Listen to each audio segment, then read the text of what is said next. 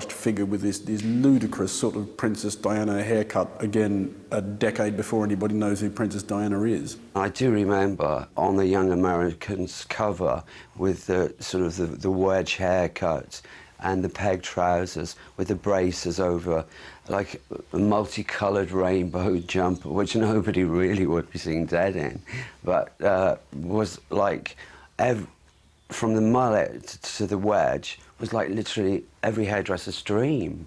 In Bowie's hands, it works remarkably well. It's a really sharp pop record, but it's quite difficult to enjoy Young Americans on its own merits without contemplation of the horrors that it went on to spawn. Because when I say this is the record on which Bowie invented the 80s, the 1980s he invented was the 1980s of, you know, men with padded shoulders and their suit jacket sleeves rolled up playing those stupid keyboards that you wore like they were guitars. Young Americans has a great case to answer in that respect. This album is to blame for Spandau Ballet. So true, funny how it seems, always in time, but never in line for dreams. Head over heels when toe to toe. The reason that there's an 80s aesthetic to Young Americans made in the 1970s is because people were copying it. It's because these people were Bowie fans. And they were particularly fans of Bowie in that period.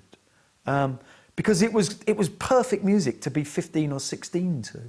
And so when you're, a few years later, when you're 19 and 20 and forming your own bands and making records, that's what you harked back to. That record that you danced to when you were 15 and felt wonderful. As innovative as this reinvention was, David Bowie's past identities were still very much in the public consciousness. The release of a greatest hits compilation meant that older classics, such as Jean Genie, were now receiving constant radio play, a state of affairs seemingly at odds with Bowie's need to change. I suppose by this point, you know, there is a sense that Bowie is actually building up a legacy. But I think it's always important with David Bowie to sort of look at like the previous things that he did. You know, they're not things that he's necessarily embarrassed or ashamed about. He's discarded them, but they're all part of some sort of dialectical type sort of motion that he's been going through. There was a lot of UK fans who still wanted him to be in the same old zone, but he drastically was moving away from that. And there was those that followed him and those that were, you know, as England can be, you know, they're very critical, but once everybody else likes it, then they're going to follow into it. And if the machinery is pushing you down, you just have to follow. So I think he did it. Continuing to absorb his American surroundings, Bowie headed out to Los Angeles, a location which would ultimately spur him on to the brink of mental breakdown. He was in a darker place inside himself at this period, and the novelty of kind of moving to the States and getting a new sound and a new style and getting away from the kind of Ziggy explosion, which at first had been a boon for him, was perhaps starting to fade. Drugs were a big problem. I shouldn't be saying this, but drugs do give you a creativity which you most probably would keep, which would be kept under lock and key, because it basically gives you a false bravado and sort of lets your sort of inspiration run riot, basically, and it sort of unleashes things that you wouldn't normally think that you'd be allowed to do. Once you are clean, it takes quite a long time for your confidence to come back. I think that's for, in certain periods in that time, he was very withdrawn and shy. It's typical that he would steer clear of heroin, that he wouldn't completely wipe himself out.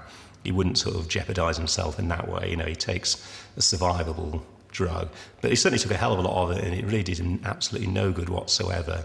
And I mean, I think he eventually fetched up in LA, living in some sort of strange little house with two sphinxes guarding him outside, living on peppers and milk.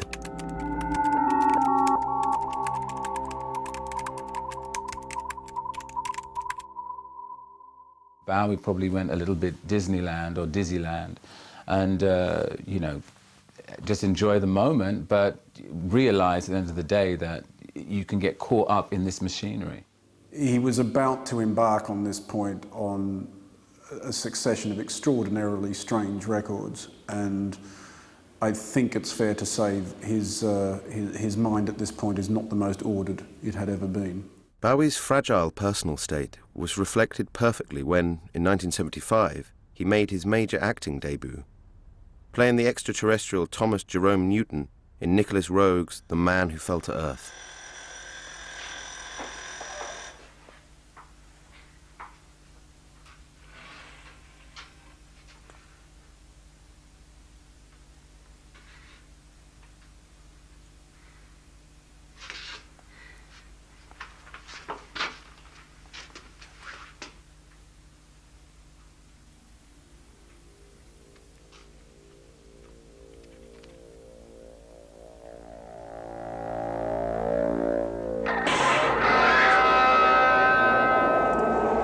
His performance in The Man Who Fell to Earth is the only one, I think, of his thespian outings which does stand up to much scrutiny, largely because at this point, in playing a kind of slightly deranged, exceedingly paranoid, not entirely on this planet person, he wasn't having to work terribly hard. The Man Who Fell to Earth is an excellent movie, and it does trade well off the fact that there's such an uncanny coincidence with the fate of the character, and and what a metaphor it represents for what Bowie was going through at the time, an almost exact metaphor. Oh, I thought The Man Who Fell to Earth was phenomenal acting and a great choice for a movie for him. Fabulous.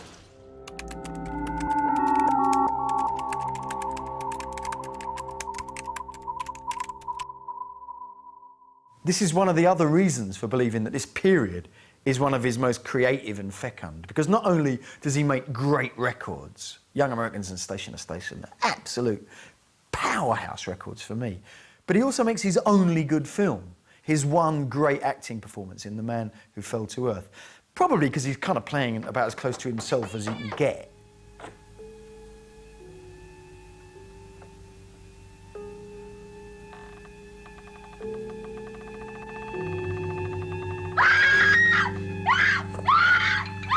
David Bowie has made one or two rather comical forays into cinema. You think of him playing himself as a young schoolboy in Merry Christmas, Mr. Lawrence, and Absolute Beginners and that sort of thing. A promotional still from The Man Who Fell to Earth would adorn the front cover of Bowie's next studio album. His inner turmoil had manifested itself into a character known as the Thin White Duke, whose bleaker interpretation of soul emerged in January 1976. It was called Station to Station.